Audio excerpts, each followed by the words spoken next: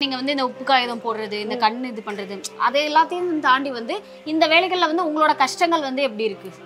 கஷ்டம்லாம் எதுவும் இல்லைங்கக்கா. மனசார பிடிச்சுதாங்க எத்தனை வருஷமா நீங்க பண்ணிட்டு இருக்கீங்க இத? இந்த விநாயகர் வந்து சிலை செய்யறப்ப நீங்க வந்து அதுக்குன்னு தனியா இந்த விரதம் இருக்கிறது, நான்வெஜ்லாம் சாப்பிடாம இருக்குது, அது மாதிரிலாம் இருக்கீங்களா? அப்படிலாம் இல்லை.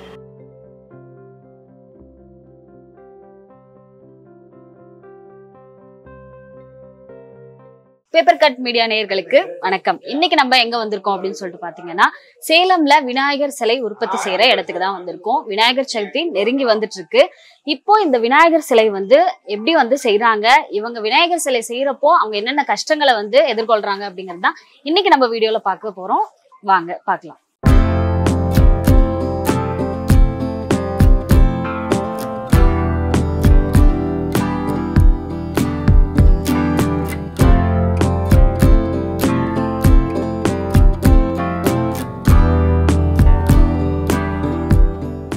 உங்க பேர் என்னக்கா?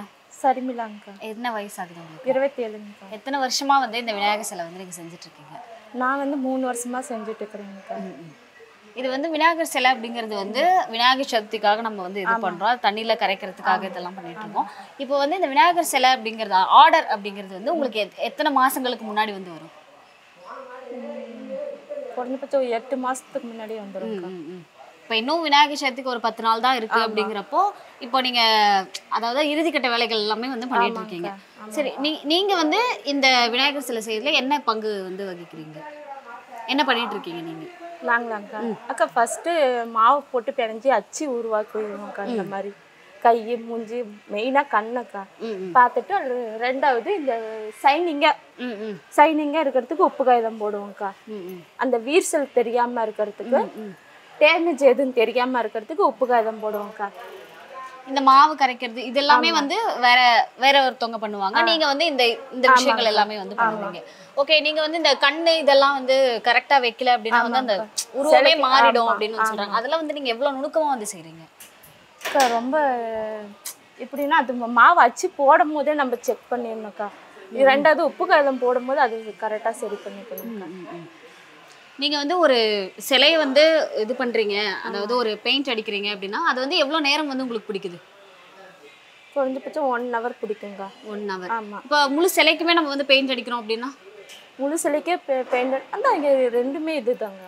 1 hour எல்லாமே 1 hour தான். இல்ல நீங்க வந்து இந்த உப்பு காகிதம் போடுறது, இந்த கண் இது பண்றது, அதை எல்லாத்தையும் தாண்டி வந்து இந்த வேலைகள்ல வந்து உங்களோட கஷ்டங்கள் வந்து எப்படி இருக்கு? கஷ்டம்லாம் எதுவும் இல்லைங்கக்கா. மனசார பிடிச்சுதாங்க செய்யறேன். கஷ்டம் எதுவும் இல்லை.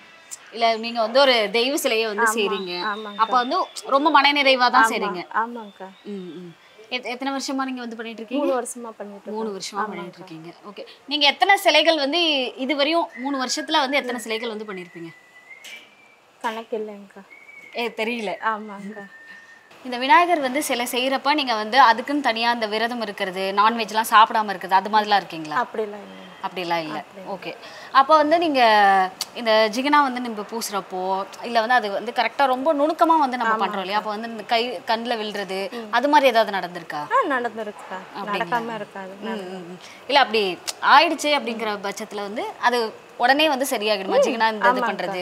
கரெக்டாக அதெல்லாம் கரெக்டாக. ஓகே, அப்போ வந்து நீங்க இந்த சிலை செய்றீங்க இல்லையா, இந்த சிலை செய்யறது இதை வந்து ஒருத்தவங்க வந்து கடவுளாக வந்து வணங்குறாங்க, பூஜை பண்ண போறாங்க. ஆனா அந்த கடவுள் செய்யற சிலையை வந்து நீங்க செய்றீங்க, இதோட மன திருப்தி அப்படிங்கிறது வந்து உங்களுக்கு இத்தனை வருஷங்கள் வந்து செஞ்சதுல எந்த அளவுக்கு இருக்கு? எந்த அளவுக்குன்னு சொல்ல முடியாதுக்கா. அவ்வளோ இது வீட்டில் எந்த சண்டையாக இருந்தாலும் இங்கே வந்து வேலை செய்யும்போது அது ஓரளவுக்கு திருப்தி ஆகிடுதுக்கா. இப்போ வந்து இந்த மாவுல தான் நீங்க வந்து செய்யறேன்னு சொல்லுவீங்க, இது என்ன மாவு? கிழங்கு மாவுங்கக்கா. இல்லை மற்றவங்களாம் வந்து பிளாஸ்டிக்லாம் கூட செய்யறதா சொல்றாங்க, இந்த கிழங்கு மாவுல வந்து என்ன விசேஷமா, ஏன் நம்ம வந்து கிழங்கு மாவுல வந்து செய்யறோம்? கிழங்கு மாவுல செய்யறது உடனே தண்ணியில போட்டால் கரைஞ்சிரும். அதுக்கோசரம் பிளாஸ்டிக்ங்கிறது அது ரொம்ப டைம் இழுக்கும், அந்த அளவுக்கு இதாகல. இதுன்னா கிழங்கு மாவு உடனே தண்ணியில போட்டால் கரைஞ்சிரும். இந்த கிழங்கு மாவுங்கிறது வந்து நீர்நிலைகளுக்கும் பாதிப்பு இல்லை அப்படின்னு சொல்லுவாங்க. அதே பிளாஸ்டிக்கா வந்து பண்றாங்க அப்படின்னா வந்து தண்ணியில கரையறதுக்கும் லேட் ஆகும். கண்டிப்பா. இப்போ வந்து நீங்க இந்த சிலை எல்லாமே நீங்க வந்து இந்த மாதிரி பட்டி எல்லாமே வந்து பார்த்து முடிச்சிட்டீங்க, எல்லாமே நீங்க வந்து பண்ணி முடிச்சதுக்கு அப்புறமா நீங்க வந்து அந்த சிலை வந்து முழுமை பெறுறப்ப பாப்பீங்க இல்லையா, அப்ப வந்து அந்த ரொம்ப அழகா இருந்திருக்கும். அது அந்த மாதிரி எல்லாம் பார்த்து என்னைக்காவது வந்து சிலிர்த்து போயிருப்பீங்களா? கண்டிப்பாக்கா நிறைய டைம் செலுத்திக்கிறோம்க்கா. ம்.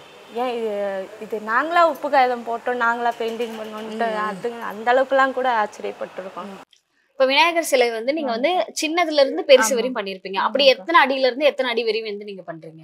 15, 16 அடி, 18 அடி, லாஸ்ட் 18 அடி மேலே ஏறி பண்ணணுக்கா. இப்ப வந்து நீங்க சின்ன சிலை வந்து பண்றப்ப இருக்கிற மாதிரியே வந்து பெரிய சிலை வந்து நீங்க பண்றப்ப இருக்காது. அதெல்லாம் ஏறி பண்ற மாதிரி இருக்கும். அப்படி ஏதாச்சும் வந்து நீங்க நிறைய சிரமங்கள் ஏதாவது வந்து ஃபேஸ் பண்ணிருக்கீங்களா? காயமா இருக்கு, ஆனா இன்ன வரைக்கும் கீழே விழுந்தது இல்ல. ஆனா நிறைய டைம் ஆயிருக்கா, ஃபேஸ் பண்ணிருக்கேன். நீங்க இல்ல அந்த 3 வருஷம் ஆகுது அப்படின்னு சொல்றீங்க. அதாவது அந்த 3 வருஷம் நீங்க வந்த புதுசுல வந்து ஏதாச்சும் நடந்திருக்கும் இல்லையா? வந்த டைம்ல நடந்திருக்கா, கீழே விழுற மாதிரி எல்லாம் ஆயிருச்சு. இன்னொன்னு வந்து பதட்டமா ஆயிடுச்சு, இவ்வளவு ஹைட்ல நம்ம இருக்கோமான்ட்டு பதட்டமும் ஆனிச்சு, பயமா வந்துச்சு. அதுக்கப்புறம் சரியா போச்சுங்கக்கா, அடுத்த நாளே சரியா போச்சு. அதாவது பண்ணதான் எல்லாமே பிராக்டிகலா இருக்குன்னு சொல்றீங்க.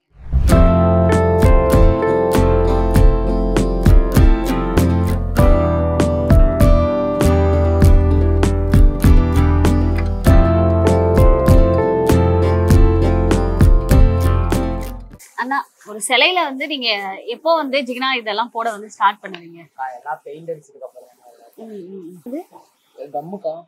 கம்மு நம்ம போட்டுட்டு அதுக்கப்புறமேட்டுக்கு அந்த ஜிகினா போட்டுட்டு கரெக்டா ஊதி விடுறோம். ஆமாக்கா. இப்ப இங்க கீழே எல்லாம் கொட்டி இருக்கிறது தனியா நம்ம பிரஷ் வச்சு எடுத்துருவோமா? இல்லக்கா, அது ஏர் போடுவாங்க, ஏர் பிடிப்பாங்க, ஏர் பிடிச்சா அதெல்லாம் தனியா வந்துடும். எவ்வளவு பெரிய சிலையா இருந்தாலும் 1 மணி நேரம் 1/2 மணி நேரத்துல முடிச்சிடலாம். எத்தனை வருஷமா நீங்க பண்ணிட்டு இருக்கீங்க இதை? ஒரு 4 வருஷமா பண்றோம்.